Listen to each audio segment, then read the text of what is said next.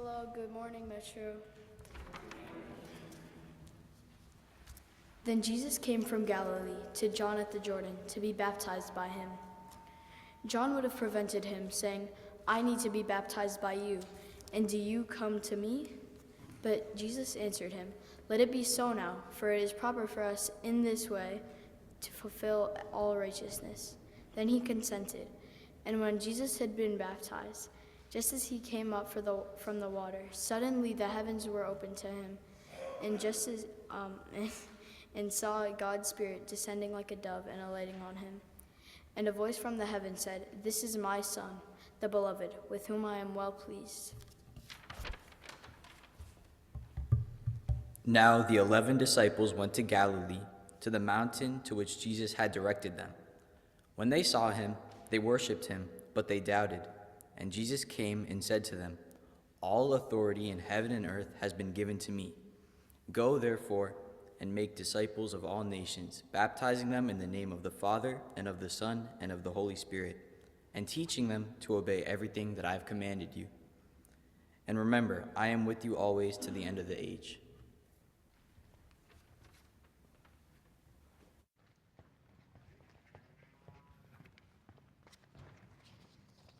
Okay. Thank you, Liam and Yon, for that lovely reading. We can clap them, if you like. Hi, I'm kind of standing up here going, what sequence of decisions led me to, be staring at a sea of faces, kind of terrified, don't know what I'm gonna say. But yeah, here we are. For those of you who don't know, this home we have in Hell's Kitchen is formerly a Polish Catholic church, as you can tell from the stained glass. I was informed this morning that apparently the eagle in that stained glass is very Polish. I don't know what that means exactly. And here I am, raised Catholic, but now standing here in this Baptist church. For those of you who don't know, I was born and raised in England, as Jana told you, Cambridge in the east of England, where there's actually a river Cam with a bridge over it. Cambridge, Massachusetts always bugs me that their river should be called the Cam, but it's called the Charles. I was raised by Catholic mother and a family atheist father. So my brother, my mum, and I went to Mass each Sunday, and I spent my childhood going to children's liturgy, which is similar to Sunday school. And, if you know me at all, you may know that I was the kid that was asking lots of curious questions, both in children's liturgy and to my mum. What does God look like? How will we recognize each other in heaven?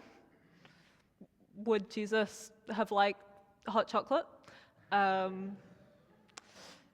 But then, around age 14, the opportunity came up to be confirmed in the Catholic Church.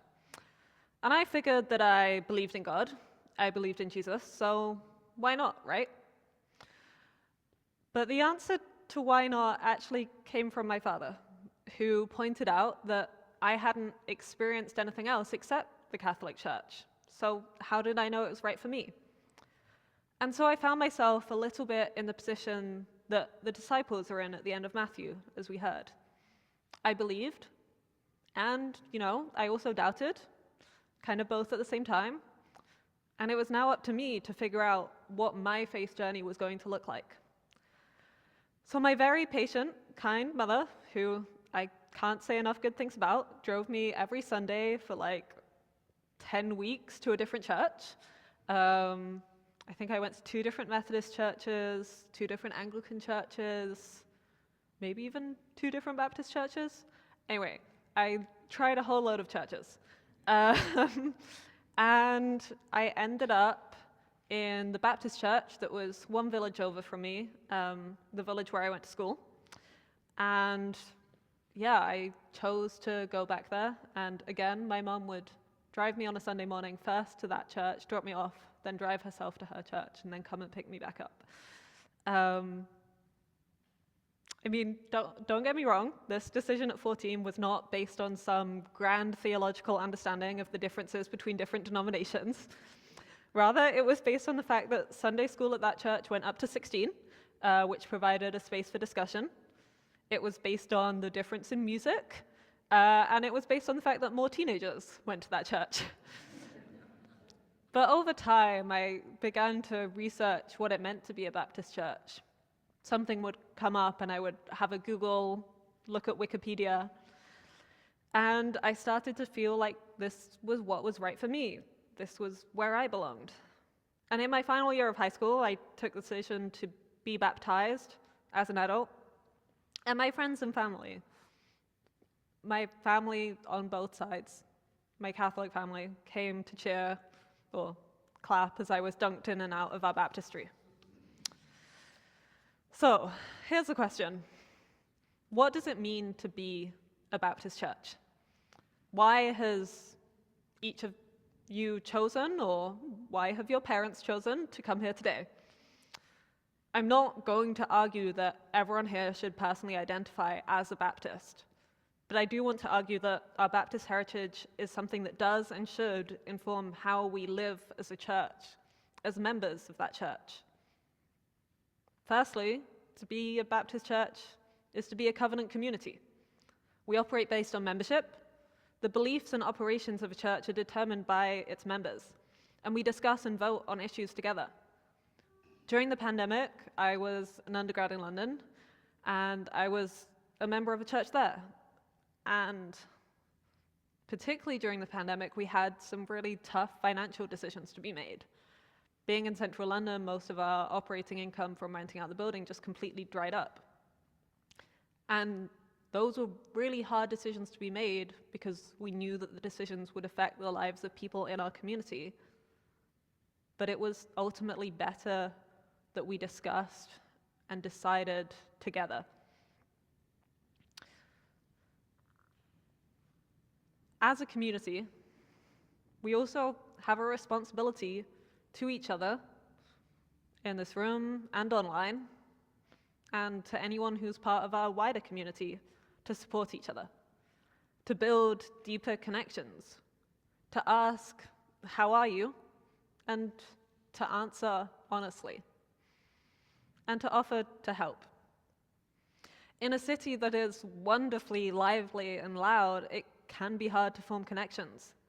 But this space is one which offers the opportunity to form intergenerational relationships, to know and to love people you may otherwise not get to meet.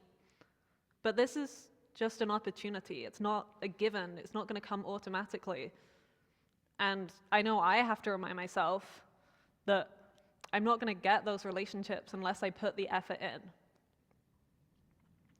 Secondly, reason for being a Baptist church, the one that gives us our nickname, is that we as Baptists practice adult baptism. If I'm being honest, this is the one which I find it hardest to make a theological argument for. I'm not even, in seminary, and I think people who have been in seminary find it hard to wrestle with these issues. But if you'll allow me, I would maybe like to talk about a political argument. And I do owe a lot of this to the materials of the British Baptists, in particular, Reverend Dr. Simon Woodman in London. So, let's turn back the clock to the early 19th century. In my homeland, James I is on the throne, James I and VI, having succeeded Elizabeth I in 1603. And the official religion was the Church of England, a Protestant denomination, though not in the form we know it today. In late 1604, a plot by Catholic Guy Fawkes was discovered, which had been to blow up the House of Parliament at the state opening. And still, to this day, we celebrate that that plot was discovered, with fireworks every year and occasional effigies. On the other side of things, the group we know as Puritans were Protestants who believed that the English Reformation hadn't gone far enough. Both Catholics and Puritans were persecuted during this time, And in 1607, a group of Protestant dissenters who didn't wish to be subject to this state religion fled to Amsterdam. This group of dissenters, led by John Smith and Thomas Helwys, began to form the Baptist beliefs that we know today. And against this backdrop of persecution, living in exile, Thomas Smith decided that the true church had been lost and that no one on earth had the authority to baptize him. He therefore baptized himself, baptized Helwys, and then they baptized the rest of their congregation together. And so maybe we can see adult baptism not only as a theological position, but one which is there as a rejection of the established religion and the establishment in general. We are not born into faith, and those who raise us don't decide our religion for us or decide our faith for us. Each of the young people in this room gets to decide for themselves whether they want to be baptized or to be a Christian. And if anyone tries to tell them to decide one way or the other, they have my full encouragement to tell that person to leave them alone. And so, to my third point, that as a Baptist church, we are called to reject the institutional church. Though our faith will obviously affect our politics, we shouldn't seek to impose our religious values on the whole of society. And if our government and our church leadership collude to impose a state religion, we should look to John Smith and declare that this is not a church we recognize. And though the temptation may be, in this current political climate, to joke about moving to Europe or Canada to escape it all, we can learn another lesson from the early church in Amsterdam. In the 1610s, Thomas Helwys began to argue that the Protestant separatists had been wrong to flee to Amsterdam, that they should be there in the midst of things, where this persecution was happening. And so he led a small group of believers back to London. In his most known work, A Short Declaration on the Mystery of Iniquity, Helwyn wrote, "Let it suffice the king to have all rule over his people's bodies and goods, and let not our Lord the King give his power to be exercised over the spirits of his people, for they belong to another kingdom, which cannot be shaken." It was these writings and advocacy which led the government to imprison him in Newgate, where he died in the year 1616. Therefore, if our government tries to tell us that there should be some religious doctrine in our schools, in our public buildings, in any public sphere of our life, I would argue that we have a duty to reject this. I also would argue that we have a duty to get rid of kings, but that's another sermon.